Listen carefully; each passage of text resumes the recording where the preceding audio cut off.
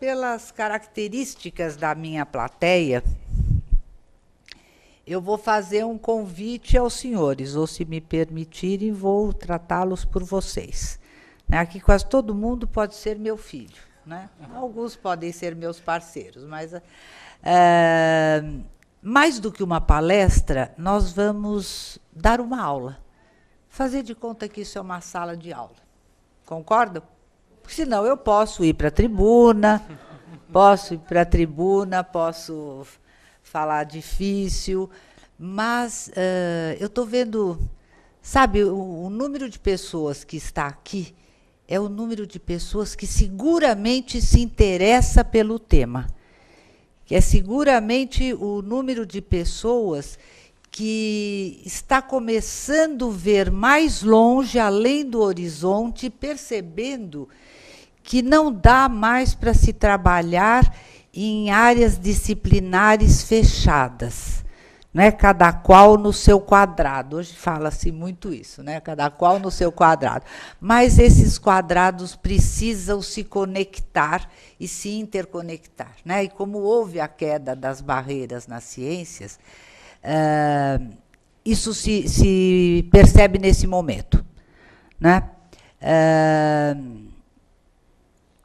Eu já falei para palestra, para salas muito cheias, inclusive aqui na UAB, mas vocês não imaginam quão cheia está esta sala hoje, perto do que estaria há 10 anos, onde ninguém sabia nada disso. Sabe, realmente, quando eu comecei a fazer esse trabalho, essa experiência, essas pesquisas, era uma coisa muito solitária, em que eu conversava com alguns colegas, eles se interessavam, puxa, é mesmo assim e tal, conversava com outros de outra área, até que nós fomos nos aproximando. E hoje eu vejo com muito prazer a multiplicação desses conhecimentos, quanta gente está lidando com isso. Então, eu suponho que aqui todo mundo seja da área do direito? Tem alguém que não seja? Vocês são? Oh, mas que bom! A primeira vez que nós conseguimos juntar profissionais do direito com profissionais da psicologia, e aqui vai um aplauso também para o pessoal do direito, né, por favor. Foi ainda no século passado, quando nós fizemos no Centro de Estudos da Família de São Paulo, cuja sede funcionava no meu consultório, uma palestra sobre direito de família para profissionais da psicologia, da terapia familiar especificamente, com o então desembargador César Peluso, que veio depois a ser presidente do Supremo.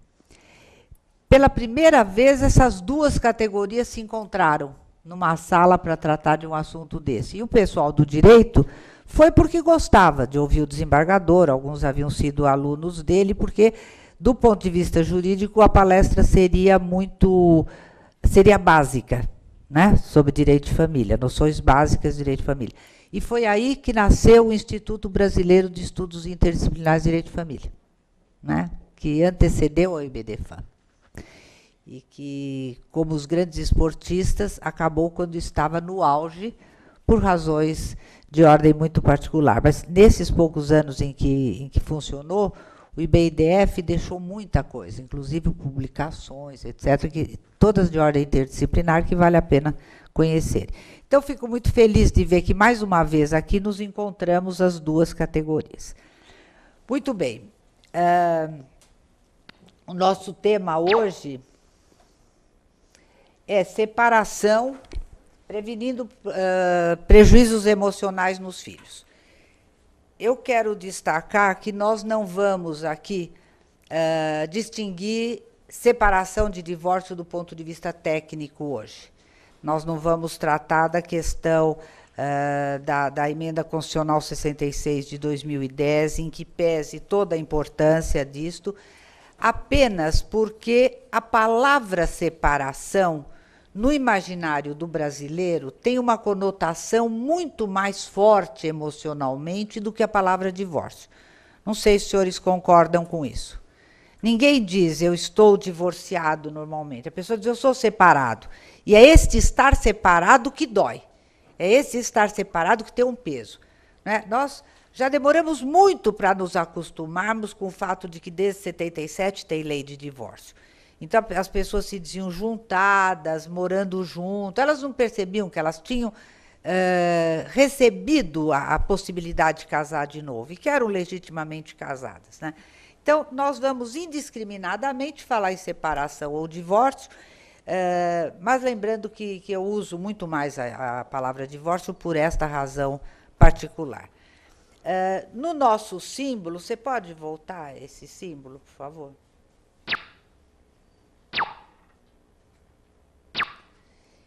Este símbolo é o símbolo psicojurídico que eu criei porque ele representa a balança da justiça e a letra psi, que é símbolo da psicologia, como fiel desta balança. E, especialmente no direito de família, eu entendo que é uma comunicação não verbal muito forte. Nós entendermos a psicologia como fiel da balança no direito de família. Né? A quantidade de pessoas que já estão falando isso e fazendo isso é tão grande que realmente emociona e nos orgulha. Né? Os juízes, os desembargadores, eu tenho feito pesquisas com membros da magistratura, e a última é muito recente, sobre guarda compartilhada. Então, o número de profissionais, os profissionais da advocacia, sabe, se inteirando mais e mais a esse respeito. Muito bem.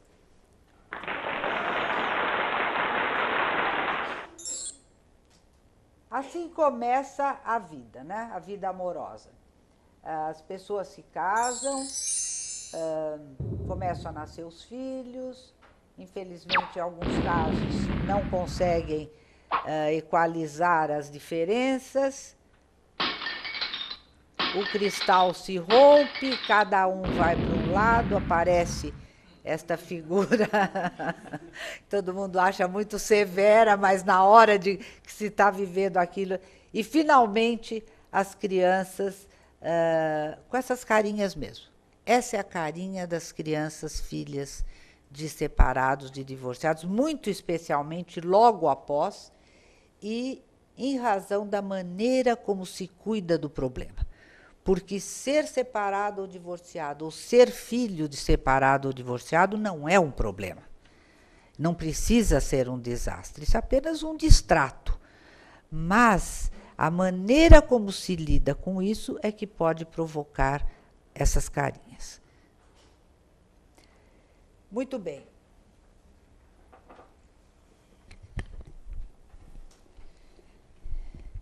Nos dias de hoje,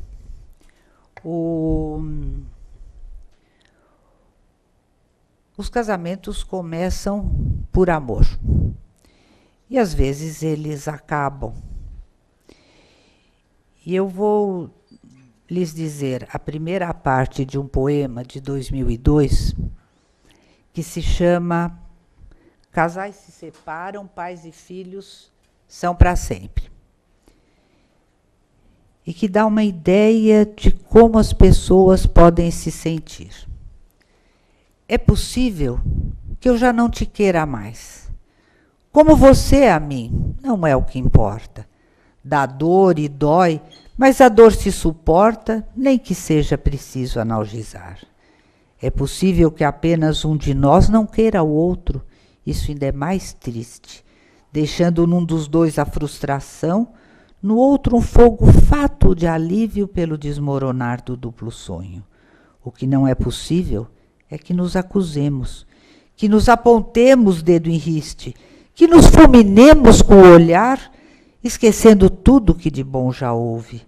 O que não é possível é que nos destruamos, a nós, que em outros tempos nos amamos, e cada qual a si para ver o outro morto, desmerecendo os braços que um dia foram um porto, jogando pelo ar tudo o que construímos.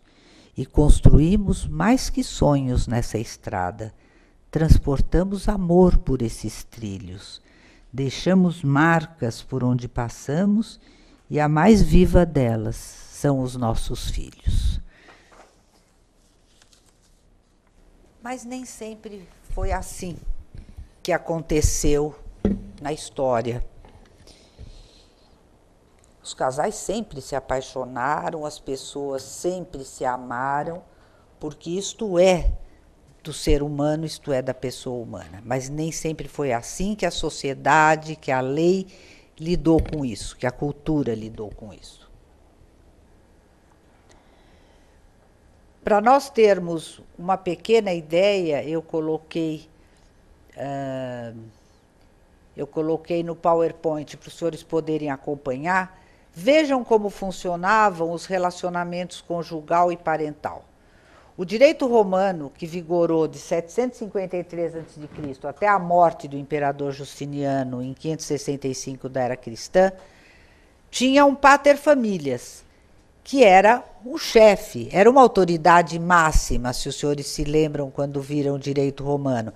Mas ele não era o pai no sentido que nós entendemos hoje. Ele era um pater mesmo, e isto era muito diferente. Ele era um chefe que atingia não só o sangue, mas também os agregados, os criados, os escravos, etc. Tinha poder de vida e de morte sobre essa gente, direito sobre patrimônio, sobre tudo o que dizia respeito à vida daquelas pessoas. Ele era amo e senhor dessas pessoas. E a mulher, que tem interesse para nós aqui do ponto de vista do relacionamento conjugal, tinha status de filha. Ela saía da casa do pai para a casa do marido e era absolutamente inferior a ele. Não tinha nenhuma força na sua palavra, não tinha nenhuma possibilidade de se manifestar. Salvo quando na intimidade isto fosse possível. Mas nós vamos ver que até no Código de 16 ainda era assim. Os casais viviam bem, se relacionavam bem. Quem é casado dessa época, lembra? Então não se percebia que era diferente. Mas no nosso Código 16 também, o marido era o chefe da família e ele representava a família fora de casa. Então, se os dois se dessem bem, se tudo corresse bem dentro, era feito uma coisa de forma pacífica, harmoniosa. Senão, a última palavra seria a dele. Então, o vínculo de sangue não era o mais importante. Com Justiniano, veio uma maior humanização e ele passou a exigir do pater respeito aos deveres. Na Idade Média, então, aparece uma distinção expressa entre as duas correntes, a corrente romana e a corrente germânica. A romana era mais escrita e mais rígida, e a germana baseada nos costumes e mais branda. Na corrente romana, prevalecia o direito do pai sobre o dos filhos, e na corrente germânica, o direito dos filhos já começava a ser contemplado. No reino português, os reis tentaram fazer uma compilação jurídica a que se deu o nome de ordenações. A primeira delas foram as ordenações afonsinas, de 1447, as segundas, as manuelinas, de 1521, as terceiras, as filipinas, de 1603, o que eu cito apenas para colocar uma ordem para os senhores, para não lançar as ordenações filipinas nascidas do nada. Elas vêm depois das afonsinas e das manuelinas. Então, nas Filipinas, que foram as que chegaram no Brasil, castigar mulher, filho e outros não era ato censurável. O direito português mesclou as duas correntes, embora ele se baseasse no direito romano. Houve abrandamento, impondo deveres aos pais ao lado de direitos, mas em absolutamente nada semelhante ao que ocorre hoje. E a violência doméstica perdurou. As ordenações filipinas vigoraram no Brasil até 1916. Com relação às crianças, nós sempre temos a impressão de que tudo sempre foi assim. Quando nós assistimos a alguns filmes antigos, eles nos mostram aquelas crianças lindas, tão bem vestidas, correndo pelos jardins dos palácios e tal. A verdade é que na Idade Média ainda não havia educação formal. As crianças viviam realmente muito misturadas aos adultos. E já na Idade Moderna, que vai do século XV ao XVIII, começou uma educação formal. Por quê? Porque os jesuítas e os oratorianos, que eram ordens religiosas dedicadas ao ensino, começaram a educar e a ensinar por onde eles passavam para cumprir a sua missão. Eram padres, jesuítas e oratorianos. Então, a partir do século XVIII, a família começa a se organizar em torno da criança. E aí sim se restringe mais a convivência. E o século XX encontra uma maior distinção entre o espaço público e o espaço privado. O espaço público da conjugalidade, o privado da parentalidade. E na modernidade o foco foi para o bem-estar das crianças, priorizando-se a proteção, a segurança, a assistência e a prevenção. Na contemporaneidade, o estudo do direito e da psicologia apontam na mesma direção. O Código Civil de 16 conta com uma só forma de família, que é o casamento. E esse é um conceito singular que permaneceu até a Constituição Federal de 88. Hoje, sabem os senhores, desde a Constituição Federal, nós temos várias formas de família que o Constituinte, provavelmente, a meu ver, por uma questão de cautela, não quis chamar de família e chamou de entidades familiares. Mas entidade, em filosofia, significa a essência de um ser. Portanto, a entidade familiar é família. Então, nós temos famílias formadas pelo casamento, famílias formadas pela união estável, famílias monoparentais. Hoje, as famílias formadas pela união estável já não são mais só heterossexuais, mas já são também as formadas por casais homoafetivos, famílias socioafetivas e assim por diante. Então, todas essas são modalidades de família que nós temos hoje no nosso país.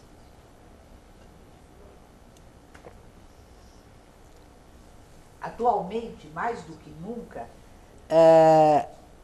a partir da Constituição, ficou frisado, né, que a dignidade da pessoa humana é o princípio básico da Constituição brasileira. E o melhor interesse do menor é, sem dúvida, o princípio básico do direito de família.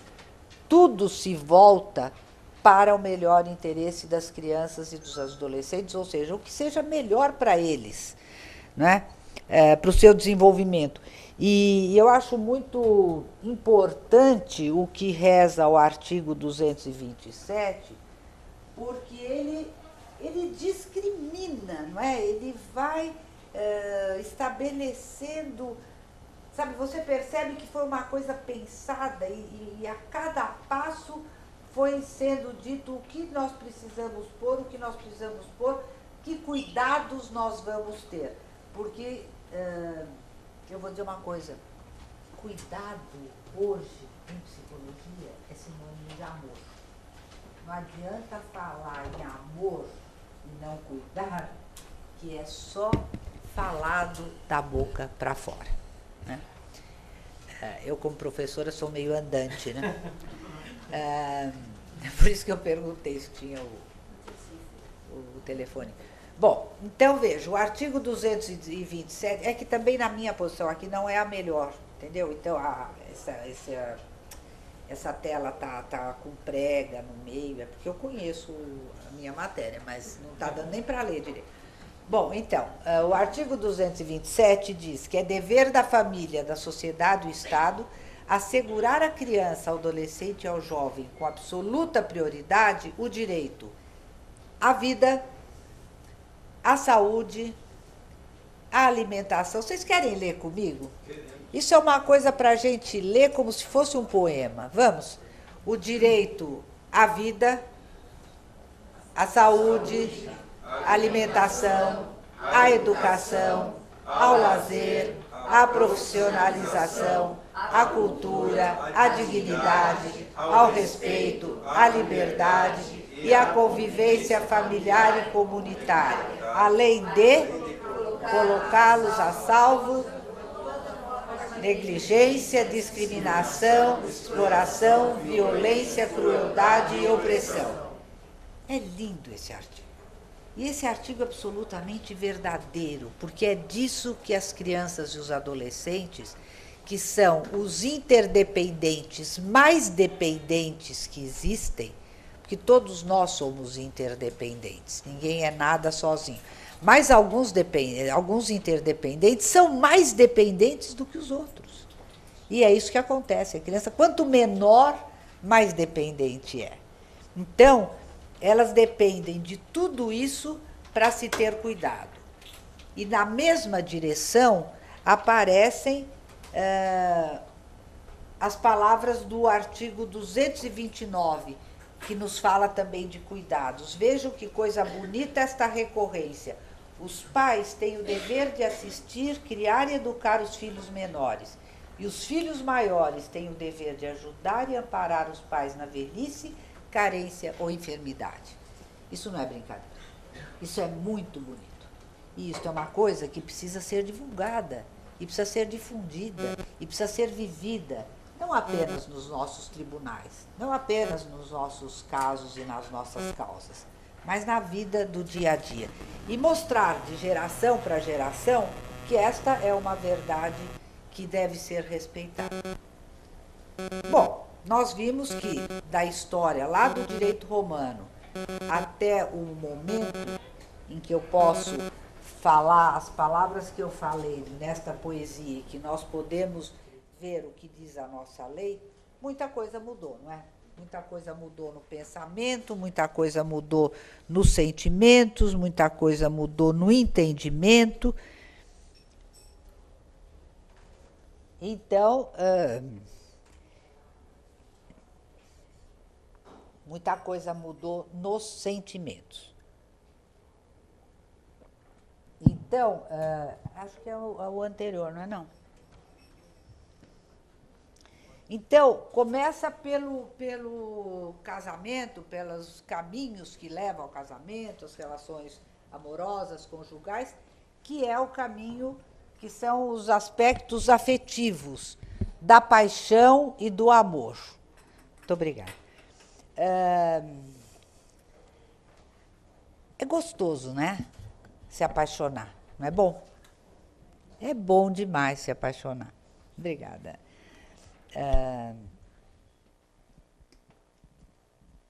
É bom mesmo. Acontece que a paixão é a busca de si no outro. A paixão não vê o outro. Por isso que ela é cega. Ela não enxerga o outro, ela procura a si mesmo no outro, né? Agora, é muito bom começar um relacionamento com a paixão, porque lá um dia, quando surgirem as primeiras dificuldades, e às vezes dificuldades de ordem maior, a pessoa não vai se sentir louca de dizer o que eu estou fazendo nesta relação. Ela vai lembrar que houve um momento em que foi diferente, não é? Em que eles tinham um relacionamento amoroso tão importante, tão profundo, tão sincero à época, que eu não estou louca, eu não estou louco. Aquilo existiu entre nós. Então, isso é importante para superar, inclusive, dificuldades futuras. E se nós já fomos assim, por que não poderemos voltar a ser? Né? Essa é uma das coisas importantes de se poder rever casamentos, de se poder rever relações, até porque o primeiro casamento, aquele do altar, já acabou faz tempo. Tenha você 40 anos de casado, tenha 20, tenha 10 ou tenha 2. O do altar já acabou. Ele já requereu reformas, ele já requereu mudanças, ele já requereu ajustes. Até os namoros requerem ajustes, né? Ainda mais hoje, que vai mudando de nome, fica, não sei o quê, depois namora, depois não namora, depois... Nem sei, eu preciso aprender uma nova terminologia, porque tem umas palavras muito novas agora, que, aliás, algumas são muito engraçadinhas. Bom, mas o fato é que é importante que daí se possa passar para o amor. Por quê para o amor? Porque o amor, sim, o amor é altruísta, o amor é voltado para o outro, O amor se preocupa com o outro, né? O amor é generoso. Então, existe em psicanálise, por exemplo, duas correntes importantes que são kleinianas, a posição esquizoide e a posição depressiva, em que, na primeira, o sentimento de persecutoriedade é um sentimento muito infantil. Né? Se eu machuco uma pessoa, se eu piso no seu pé, eu posso ficar muito perseguida. Será que a minha mãe vai me castigar? Meu pai vai ficar bravo? Deus vai me fazer não sei o quê? Vai me acontecer alguma coisa de ruim porque eu fui uma menina má e eu fiz isso. Na posição depressiva, eu fico magoada porque eu machuquei uma pessoa, porque eu lesei a outra pessoa. E este é o movimento do amor, né? Que é voltado para o outro, que é mais generoso, que é mais preocupado. Então, o amor da culpa, que não é uma culpa persecutória, mas é uma culpa depressiva, quando ele machuca a outra pessoa. E até eu vou lembrar a vocês alguma coisa que costumam alguns religiosos de diferentes religiões cristãs falar em casamentos, que algumas linhas daquela carta de São Paulo aos Coríntios, no capítulo 13, em que ele diz, até este menino que morreu, como é que era o nome dele? O Renato Russo, transformou em música e tal. O amor é paciente e é bondoso. O amor não é invejoso, não é arrogante, não se ensoberbece.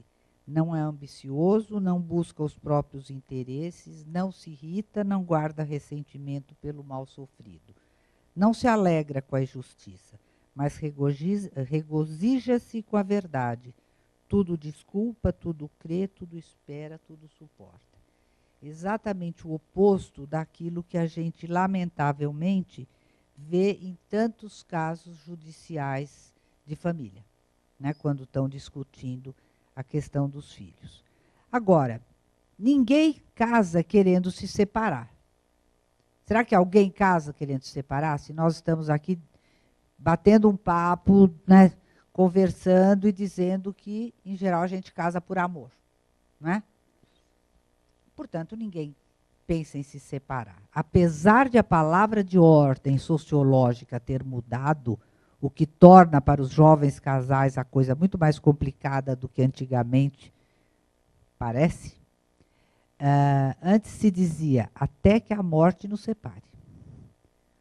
E aí o casal se esforçava, tá certo? Para ver se conseguia chegar a um equilíbrio, a um ajuste. E sabemos que o casamento demora pelo menos 1 ano para começar a chegar num certo equilíbrio.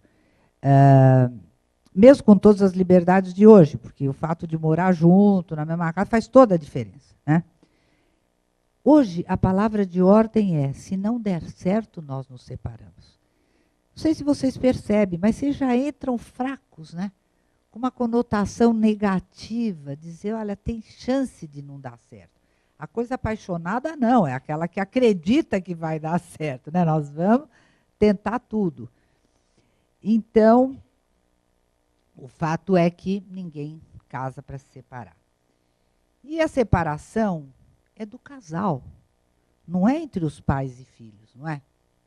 Além do que, um casal pode deixar de se amar, como eu falei no poema, apenas um deles pode deixar de amar, além de poder haver razões muito sérias mesmo, né, para haver uma separação. Tem razões de ordem muito grave que é melhor que haja aquela separação antes que saia um cadáver da casa, né? A separação em si não é ruim. A maneira como se lida com isso é que vai fazer a diferença. Não é uma questão de bom, mal, melhor ou pior, bonito ou feio, né? E olha, nosso novo código, né, permite casamento desde a Constituição, desde a de 77, com a lei do divórcio, a gente pode casar de novo. Por que será, então, que há tanta briga e por que pode virar um desastre? Vocês conseguem me dar algumas razões?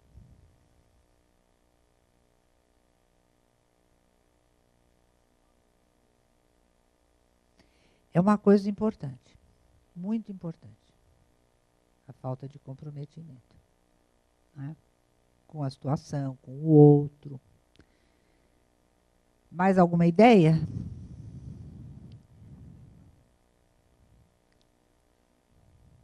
Hã?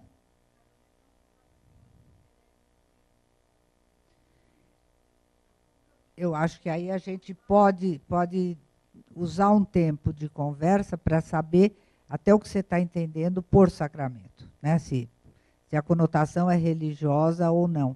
Porque aí depende, né, da conotação religiosa, a seriedade e o comprometimento. A pessoa vai se comprometer afetivamente, internamente, de várias maneiras. Mas para quem é católico, por exemplo, sem dúvida, o sacramento faz diferença. Alguém falou alguma coisa?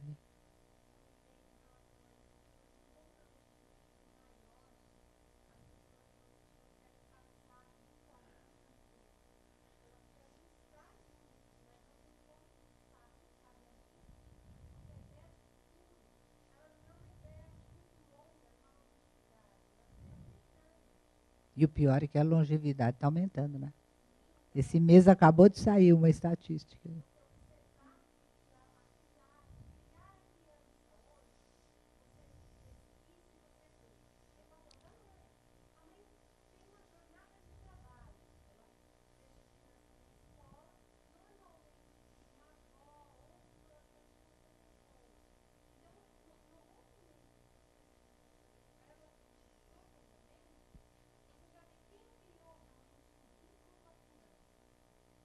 E eu vou dizer que nós, se tivermos tempo, evidentemente, se a ordem... que nem discutimos, né, quanto tempo poderia ter a palestra. Vamos ter boas conversas e boas discussões, porque aqui já entrou Bauman com o amor líquido, né? Aqui já entrou a questão de que se a criança é sujeito à criação pela mãe ou não, do que eu discordo. Né? E acho que os casais jovens, se vocês perceberem, cada vez mais nós estamos vendo os pais homens muito mais envolvidos com seus filhos, as moças fazendo questão que eles se envolvam, até porque elas têm as tais jornadas de trabalho, etc, etc. Então, muito lindo. E isto é o que está aparecendo mesmo na contemporaneidade. Né? Muito bem. Mas como será que surge a crise da separação? Né?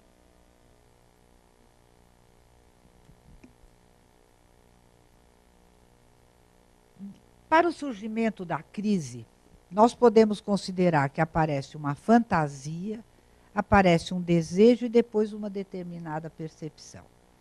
Vocês conhecem essa música que o Roberto Carlos canta? Sabem cantar? Então vamos lá. Costuma-se dizer, e realmente eu sou desta geração, o advogado sempre foi alegre, expansivo, poeta, músico, boêmio, né? Então, e quem não era observava, né? Quem não era observava e ficava morrendo de vontade de ser, de ir para as piruadas, etc. Então, eu quero, isso é sério, eu quero que nós cantemos juntos, porque ouvir a nossa voz faz toda a diferença para aquilo que a gente ouve. Então vamos lá. Eu quero que você me dê, quero te dar tudo que um homem dá para uma mulher, e além de todo esse carinho que você me faz, fico imaginando coisas, quero sempre mais. O que significa isto? Quando ele diz, eu quero que você me dê o que você quiser, é uma fantasia. Porque o desejo dele mesmo, o nosso, de qualquer ser humano, é que você me dê tudo o que eu quero. Por quê? Porque eu estou buscando aí estou buscando o paraíso perdido, aquele que eu perdi quando eu saí do útero materno, que foi o único momento em que eu tive tudo o tempo inteiro. Mamãe ia, mamãe vinha, eu não me esforçava para me alimentar, para respirar, para viver, para sobreviver, para nada. O primeiro trauma da vida é o trauma do nascimento. É a saída de um mundo líquido para o mundo gasoso, onde o bebê precisa, até para respirar, porque ele tem que respirar sozinho, a primeira luta dele pela sobrevivência, ele precisa chorar para poder respirar. Então, nós, na verdade, buscamos no outro esta completude narcísica mesmo, que o outro nos devolva este nirvana perdido. Ora, quando é que é desencadeada a crise? Quando minimamente amadurecidos, porque a pessoa que não amadurece nunca também, nunca acontece nada, ela continua um bebê o resto da vida, nós vamos perceber que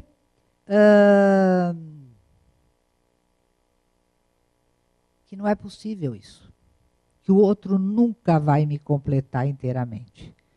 Por mais que eu goste dele, por mais que ele me ame, que me cuide bem, integralmente ele nunca vai me completar. E eu também nunca vou poder completá-lo. Então, esta coisa onipotente de esperar que o outro me complete e me locuplete é que desencadeia a crise. E aí também, dependendo de como as pessoas vão conseguir lidar com isso, vai haver uma diferença.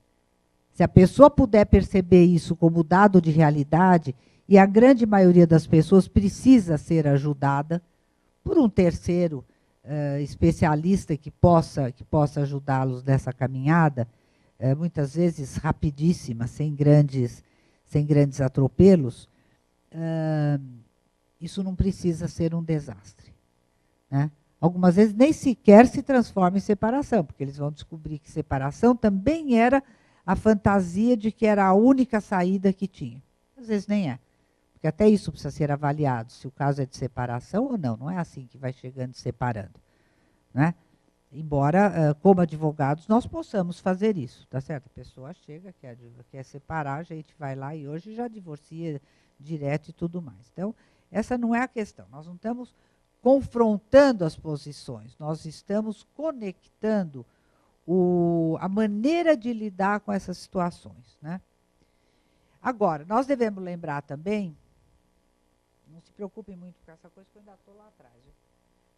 Nós devemos lembrar também que crise não é uma coisa ruim. Crise é a mudança de direção num acontecimento num determinado momento. E ela é muito feliz aquele ideograma chinês que significa ao mesmo tempo perigo e oportunidade. Porque da crise a pessoa pode sair, sempre é perigosa, sempre ameaça. Sabe, a crise nos traz alguma coisa que é diferente para nós, não é? Então, se nós tivermos essa possibilidade de lidar com isso, da maneira como se fizer isto, a pessoa vai sair ou enfraquecida ou fortalecida. Ou com sentimento de fracasso, ou com sentimento de superação. Né? Porque a única coisa, gente, que não acontece com a crise é você ficar como está, ou tudo ficar como está. As coisas já aconteceram. Já aconteceram. Então, alguma direção vai tomar. Não é verdade? Se nós pudermos ser agentes, se nós pudermos ser atores dessa mudança, ótimo. Mas que vai haver uma mudança, vai. Nem que seja de forma entrópica. Como aquela bolsinha que eu deixo guardada dentro do armário, que nem sequer é um ser vivo, durante anos, um dia eu vou abrir, ela está mofada. Se ninguém nunca tiver aberto o armário, não tiver posto para tomar sol, não tiver limpado, não é? Ela vai. Então, até ela, que não é um ser vivo, vai morrer. Não é? Mas então, por que dói tanto se separar? Né? Eu dizia aqui que por tantas razões que só cada um sabe dar. E, sabe, é o fim de um sonho sonhado a dois. Se vocês seguirem a linha de pensamento que eu estou traçando, dentro das uniões em que se começa por uma relação afetiva e amorosa, foi um sonho sonhado a dois. E não se sonha só no namoro, se sonha a vida inteira, né? Então, foi o fim desse sonho. Porque houve um investimento muito grande, muito maior do que a gente imagina. A gente investe no casamento muito mais numa relação amorosa. Quando eu falo casamento, é genérico, tá certo? Muito mais do que se pode imaginar. O divórcio, ele é legal, ele é precedido pelo divórcio emocional. Há um afastamento, um distanciamento das pessoas e há uma quebra do vínculo amoroso. Acontece que o sério aí é que os vínculos psicológicos, que são muito mais profundos, esses não se desfazem com tanta facilidade.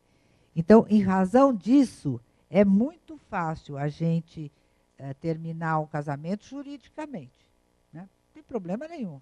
É fácil, fácil. Agora, psicologicamente, não é fácil, né? Quanto aos sentimentos e os investimentos e os sentimentos fracos. Não posso tirar o microfone, senão você perde a gravação, né? Obrigada. Bom, então, eles fracassaram numa empresa. Será que eles fracassaram numa empresa mesmo? Uma empresa é um empreendimento, ela não é necessariamente um negócio comercial, onde eles investiram literalmente o corpo, a alma, os sonhos, o patrimônio, ou não é, gente? Alguém aqui que já tenha casado, né? Não importa qual o caminho que tomou depois, mas alguém que já tenha casado, não sente isto como tendo investido tudo isso, né? Eles produziram coisas na vida, né? Nós estamos aqui, cada um de nós, por suas razões, procurando produzir, não estamos? Por algum motivo, cada um de nós está nesta sala, neste momento, hoje.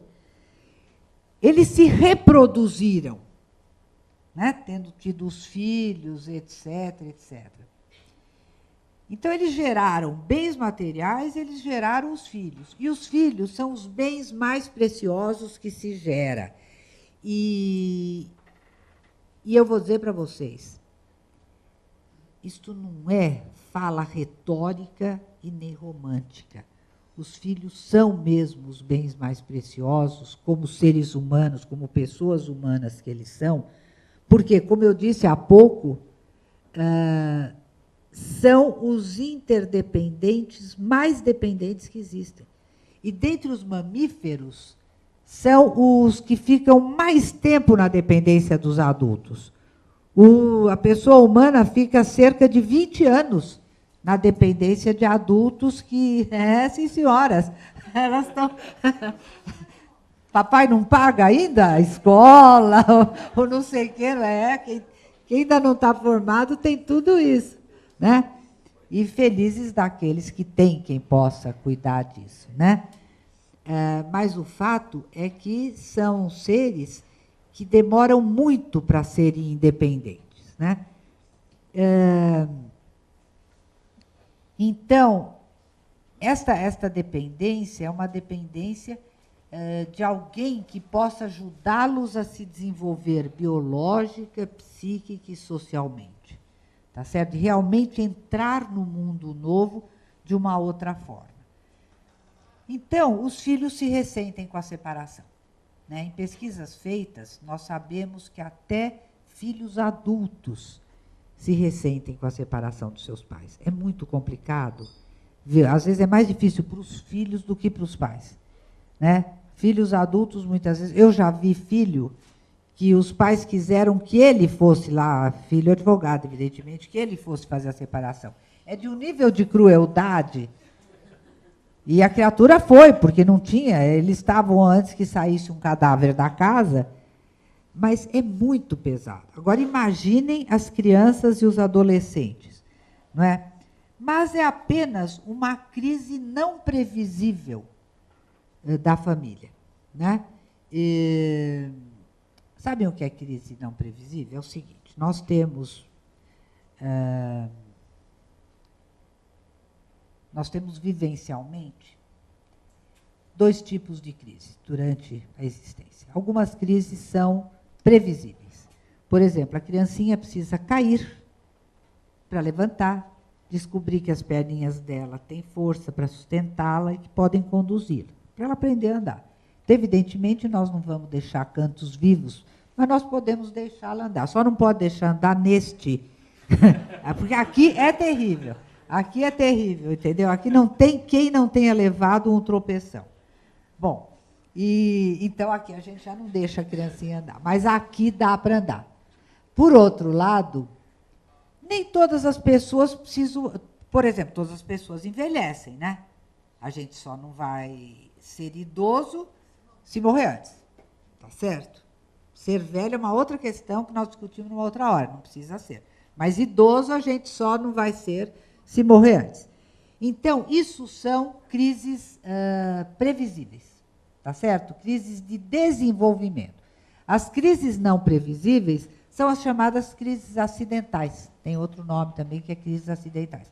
Então, por exemplo, nem todo mundo se separa. Entendeu? É nesse sentido. Então, todos nós, uma coisa importante de lembrar, todos nós passamos por crises não previsíveis, por crises acidentais, só que não necessariamente pelas mesmas. Tá certo? Uma pessoa tem um filho doente, outra, uma pessoa fica doente na família, outra ganha na Mega Sena. Isso é uma crise. Ganhar é bom, mas é uma crise. Você vai ter que aprender a administrar. Quantos que já não perderam por aí tudo, né? Foram até mortos por causa disso. Quer dizer, a pessoa tem uma falência, tá certo? Tudo isto são crises não previsíveis. E não necessariamente todos nós temos, mas todos, supostamente, um dia caímos para aprender a andar, etc, etc. Tá certo? Muito bem. Então, eu estava dizendo ali, por que todos sofrem? Né? Porque a família é um sistema, é uma unidade psicoafetiva e porque há sentimento de lealdade. O que será que significa ser um sistema?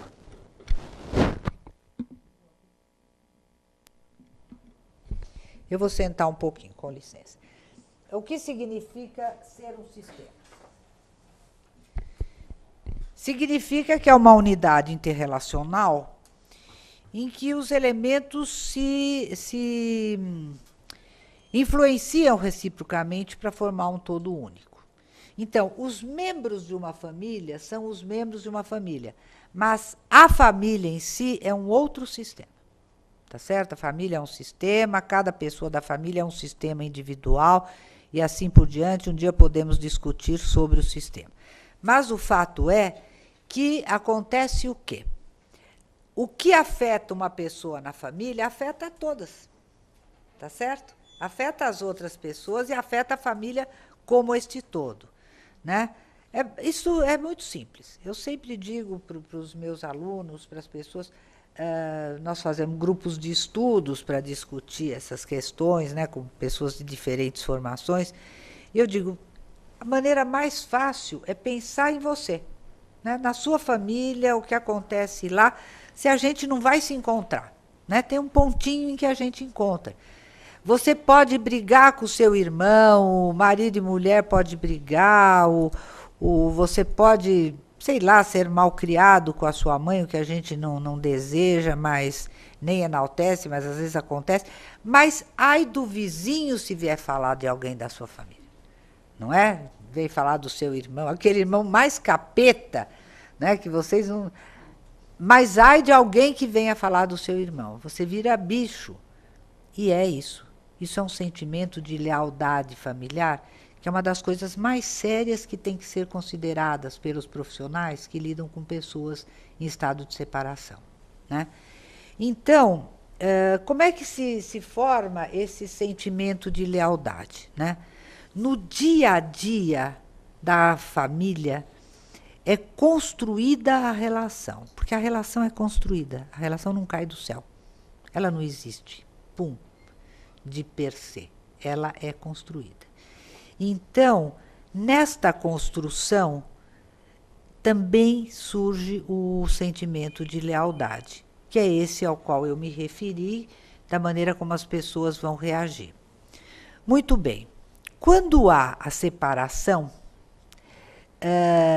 os filhos que têm muita dificuldade em lidar com a crise conjugal, porque a crise é conjugal, gente. A crise não é entre pais e filhos, não é? A crise é conjugal. Só que esses filhos, eles estão ligados nesse sentimento de lealdade de que eu estou falando. E é muito complicado para eles tomar partido, ver o que está acontecendo, e eles entram naquilo que se chama conflito de lealdade. Então, é super importante que todos os profissionais que lidam com famílias nessa situação, inclusive os advogados. Porque os advogados, muitas vezes, são os primeiros profissionais a serem procurados, né? Atualmente, já há um número muito maior de pessoas que são mais esclarecidas e tal, que vão procurar, por exemplo, uma psicóloga, um psicólogo, uma terapia, para avaliar a situação. Já é muito mais frequente o caso de colegas advogados que dizem, olha, primeiro vai conversar com a doutora fulana, quem sabe, vamos ver, etc., tá certo? Até para orientar melhor aquela situação, e aí a doutora fulana devolve para o colega que é advogado e ele toca a situação. Então, ele precisa ter essa sensibilidade, ele não precisa ser um terapeuta. E, sobretudo, eu quero deixar uma observação entre parênteses, ele nunca deve brincar de ser terapeuta. Porque as pessoas têm... eu sei porque eu vivi o início dessa interdisciplinaridade aqui, nós nos divertimos porque era gente muito boa, gente tradicionalíssima, né? Mas que se encantavam com a outra área, tá certo? Então, o pessoal da psicologia se encantava com as coisas do direito, o pessoal do direito se encantava com as coisas da psicologia. Acontece que eu digo sempre, o advogado, para fazer qualquer ato, ele precisa assinar, né? Então, não há o risco de pessoas de outras áreas saírem fazendo bobagem em nome da advocacia. A recíproca não é verdadeira. Por exemplo, todo mundo se acha um pouco psicólogo, todo mundo... A gente vê toda hora, sei lá, nada contra, pelo contrário, sou uma apaixonada, mas o treinador de futebol, não sei quem, não sei o que dizer, eu tenho que ser um pouco psicólogo. Não, ele tem que contratar aquela formidável psicóloga de esportes, não sei o que a gente sabe que faz um trabalho fantástico e que é uma especialidade como outra qualquer. Eu, por exemplo, não sou psicóloga de esporte, né? Mas também não é todo mundo que é psicoterapeuta de família, entendeu? Não é bem assim, não. Então, fico brincando, achando que mediação é terapia, que não sei o que é terapia. Então, esse parêntese só para antecipadamente tomar cuidado, dizer que nessa hora vale cada qual no seu quadrado, né? Melhor a gente ter uma certa cautela. Mas eu ia dizendo que na separação, agora sim, a perda e luto, né? Então, nós temos perda dos dois pontos de vista, a perda judicial e a perda emocional. E esse luto, gente, precisa ser elaborado. Luto tem que ser elaborado.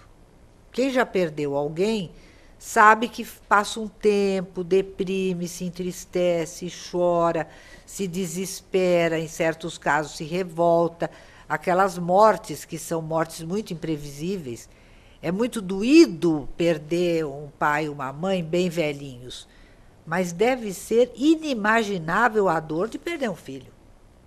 Tá certo? Não há dor maior. Aliás, nos estudos psicológicos não se encontra nenhuma dor maior do que a perda de um filho. Então, nesses casos, a pessoa se revolta. No caso do velhinho, ele se entristece, sente muita saudade. É muito difícil. Mas, normalmente, não dá revolta, né? A não ser que sejam esses casos que foi maltratado, que não sei o quê. Senão, não. Então, no casal, O que tem que ser elaborado é o sentimento de fracasso e as perdas, né?